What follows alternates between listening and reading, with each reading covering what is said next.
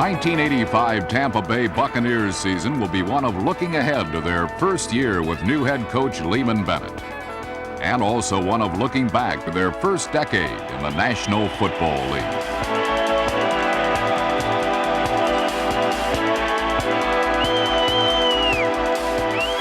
The fans of Tampa Bay were first introduced to their Buccaneers on an August evening in 1976, and it was obvious that Tampa Bay had been a town without a team for too long.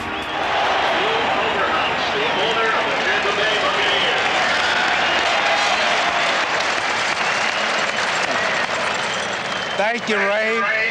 May I say that we're here for one reason and one reason only. And that's to bring the fans great professional football. John McKay was hired as the Buccaneers' first head coach. After 16 seasons and 4 national championships at Southern Cal, McKay now was in charge of a team that had to start with the basics. And their first 2 seasons were basically frustrating.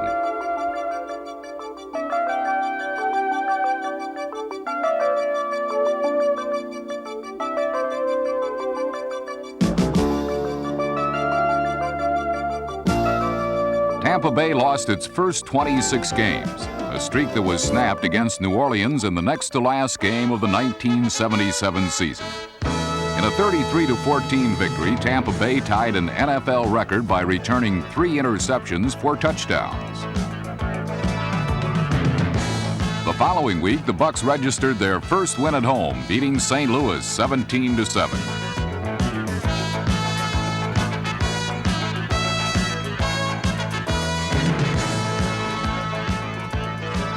You know, one thing about those 10 years, everything that happens with the Buccaneers is history.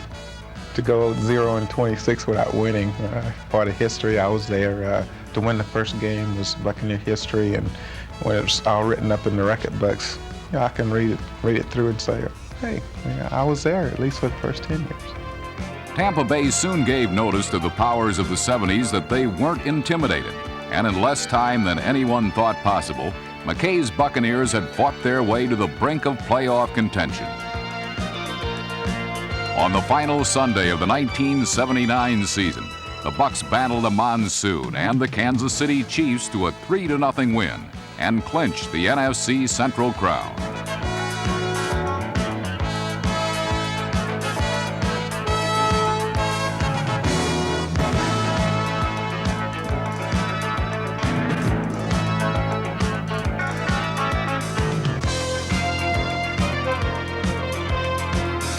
Running back Ricky Bell's 142 yards rushing and an overpowering defense led Tampa Bay to a victory over Philadelphia in the team's first ever playoff appearance.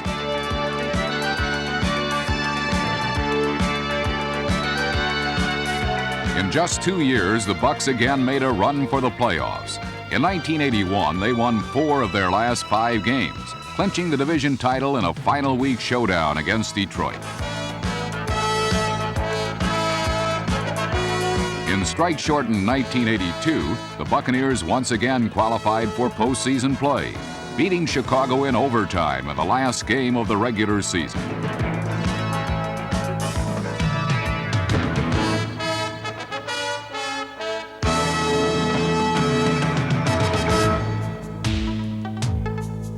But over the past 2 seasons, injuries and near misses have taken their toll on the Tampa Bay Buccaneers.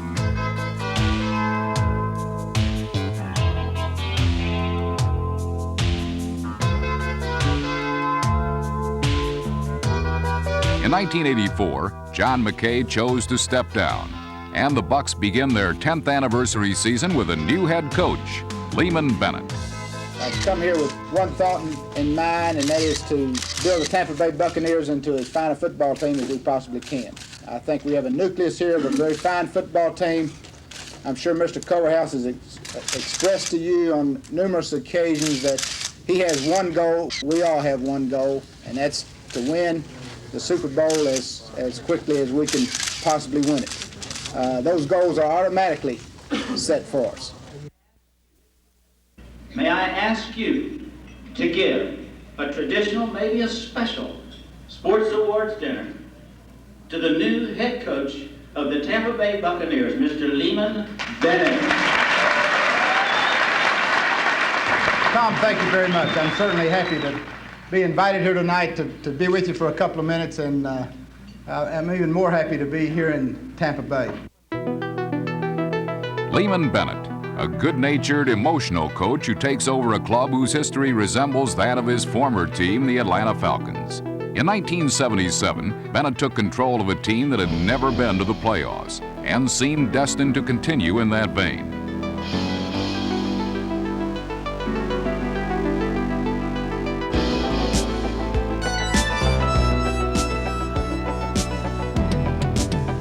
But the mood soon changed in Atlanta, where in 1978, with the development of quarterback Steve Bartkowski and running back William Andrews, Bennett began to turn the tide for the Falcons.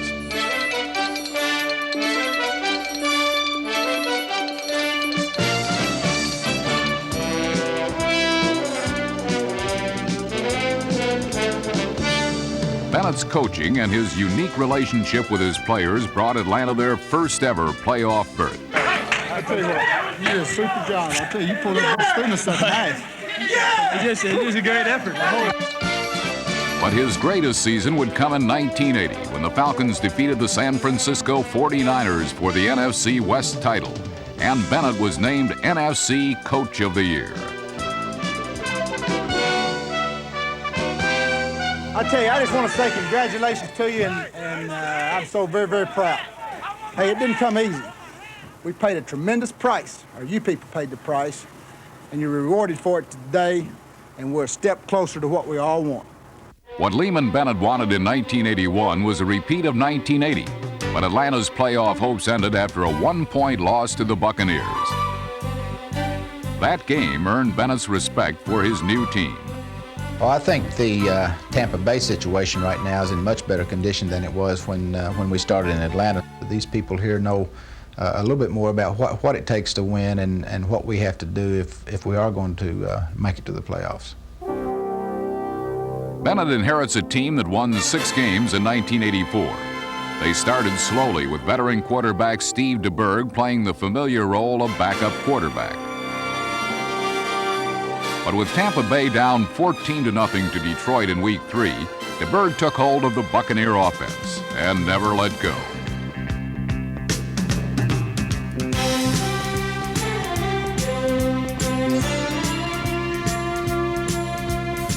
DeBerg threw 2 touchdown passes, and the Bucs beat the Lions 21-17.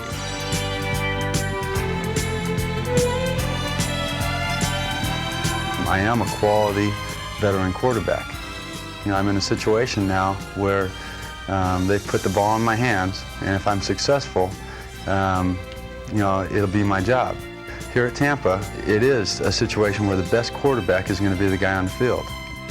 In Week 6, Tampa Bay trailed the Vikings 14-0 when the offense got rolling again.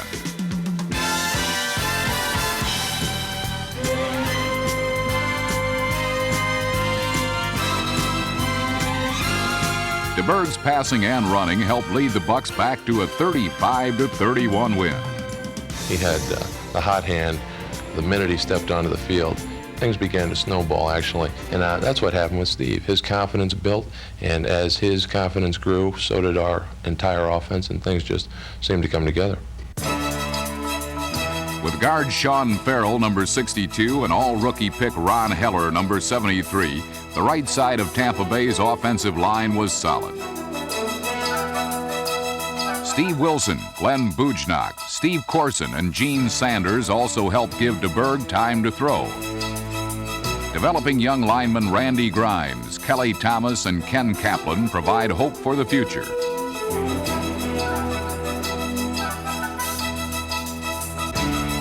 It was a front that helped showcase Tampa Bay's receiving talent. With James Wilder handling the bulk of the rushing assignments, the remaining backs became receiving threats. Sure-handed and hard-nosed Adger Armstrong, number 46, scored 5 touchdowns, although he was primarily a blocking back. Tight end Jimmy Giles, number 88, is the second all-time Buck receiver with over 3,400 yards. Theo Bell, number 83, is a clutch receiver who, together with tight end Jerry Bell, number 82, helped ring out 33 points against the Rams.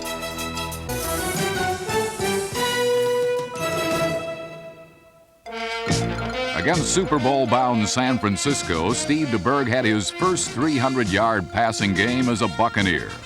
9 of those passes were caught by Gerald Carter, number 87. Carter had his finest season as a pro, catching 60 passes. He caught for a career-high 166 yards against the 49ers in Week 12.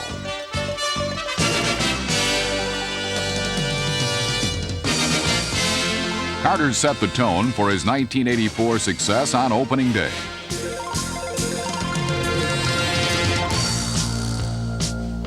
With this 74-yard touchdown, it became apparent that he could handle the big play duties usually reserved for another Buck receiver, Kevin House.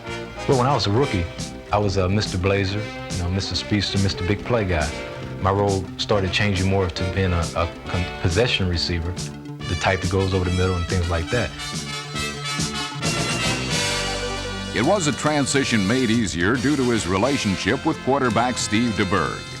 I think I was more comfortable with Steve this year than any quarterback that I've played with, simply because he listens to what we talk about. And I know we had a game this year, the New York Giants, and we watched film the day before the game, and it was like we were on the same wavelength because of his knowledge of the game and things I told him I would do. He had the confidence in order to put this into action, and things worked out pretty well.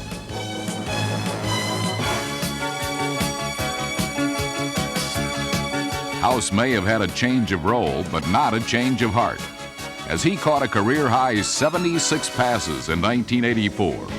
By season's end, Tampa Bay's passing offense proved to be one of the NFL's best.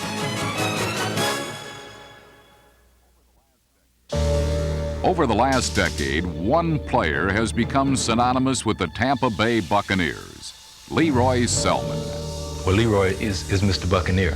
When you talk about the Bucs, you automatically mention Leroy Selmon, and his record proves it. 6 or 7 time All-Pro. You can't beat that.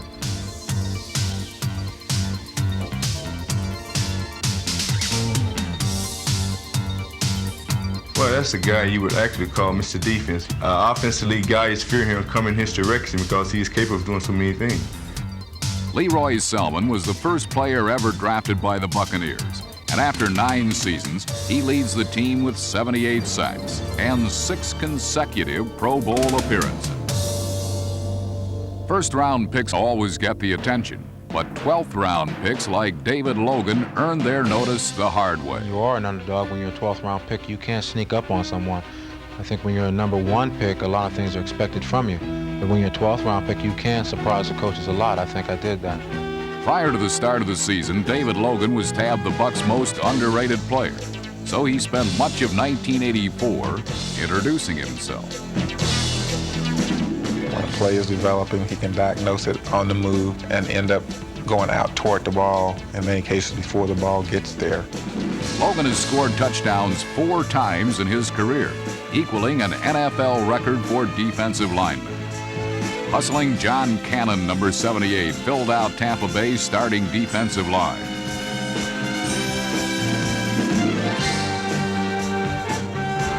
The Bucs boast an imposing platoon of linebackers. Their leader is Hugh Green. I basically mastered the skill of pass rushing because I did it all the time. Now I don't do it as much, and I'm a little rusty here and there, but I still have my little tricks here and there. Hugh Green's tricks can often make an opposing team's game plan disappear. But for a time, it was Green who vanished. Injuries sustained in a car accident caused Green to miss 8 games in 1984, a stretch which showcased the depth of the Buck defense.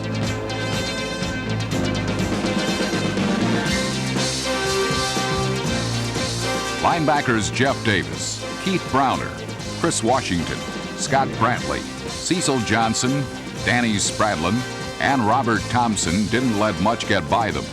But what did was met by a tough secondary that includes John Holt, number 21. Cedric Brown, number 34. Jeremiah Castile, number 23. and Beasley Reese, number 43.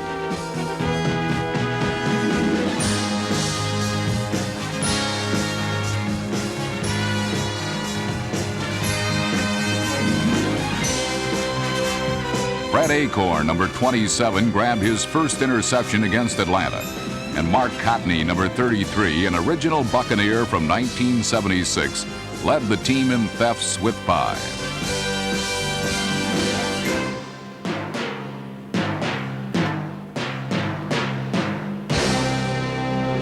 Tampa Bay traditionally has had standouts on defense, but often there is talent hidden behind the anonymity of the special teams. Punter Frank Garcia has been ranked among the league's best for the past 2 seasons, as has special teams performer Michael Morton. Morton's number changed from number 1 to number 20 at midseason, and he carried his different jersey number and his 5-foot 8-inch frame to a high ranking among NFL kick returners.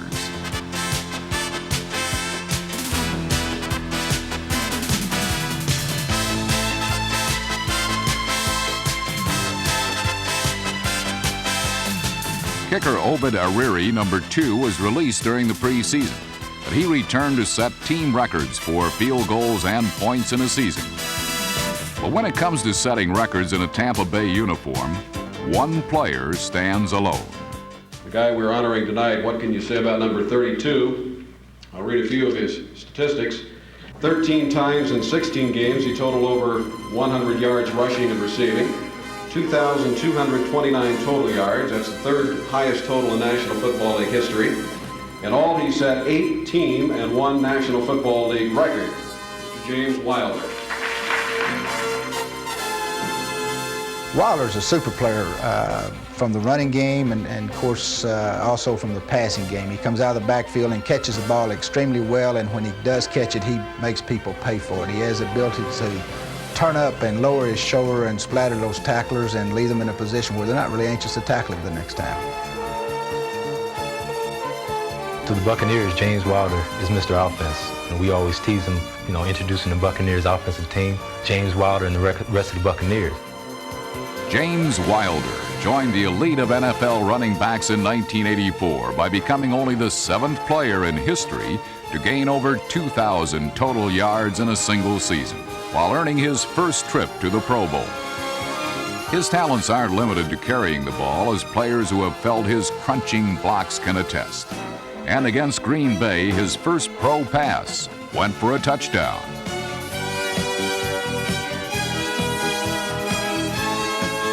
First of all, you'd have to see the guy without his shirt on just to believe that anybody could be built like that. He looks like he's cut in stone. He's just unbelievable.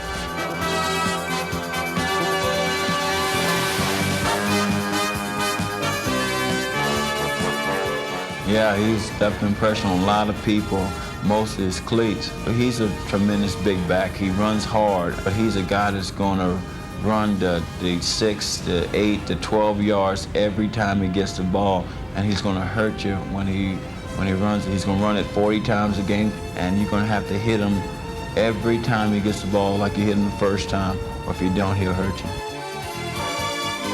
Injuries to running backs Melvin Carter and James Owens placed an increasing burden on Wilder, and he became the first player in NFL history to carry the ball over 400 times in a single season.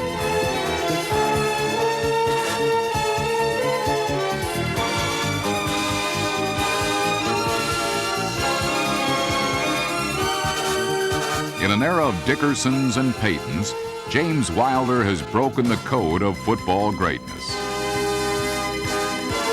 In 1984, Wilder averaged nearly 100 yards per game rushing, numbers that remained consistent throughout the season and into a Week 16 meeting with the Jets. Against New York, Wilder rushed for 103 yards and 2 touchdowns, as Tampa Bay exploited every mistake New York offered. Jeremiah Castile, number 23, played one of his best games as his takeaways set up 2 scores.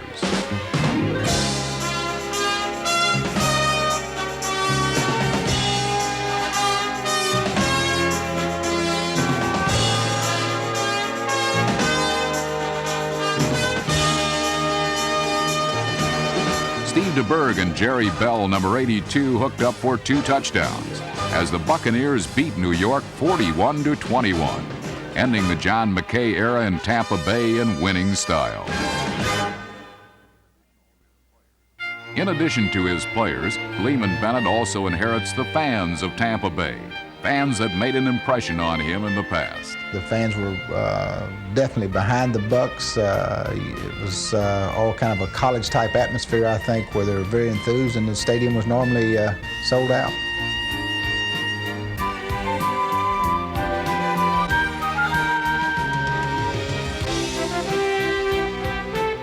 No one knows the Tampa Bay fans better than the Bucs' first ever draft choice, Leroy Selman. Fans are electrifying. They're very enthused when they come out to watch the game, and they get very frustrated when we don't do well. I can remember back in the early goings, when we hadn't won a game. In 1977, we played the St. Louis Cardinals, the last game of the season, and it's close to 60,000 people show up for the game. And the fans, you can't say enough about in the Tampa Bay area. I think that's one reason why you can enjoy playing the sport and keep coming back year after year, just to hear them, support you and cheer you on. Buck fans have returned the thanks over the years. They are a special, resilient breed who know how to tolerate the bad times and celebrate the good. The anticipation of Lehman Bennett's first year and the memories of recent Buccaneer success have stirred the Tampa Bay faithful. This wave of optimism flows out of Tampa Stadium and into the streets as the Buccaneers celebrate their first 10 years in the NFL.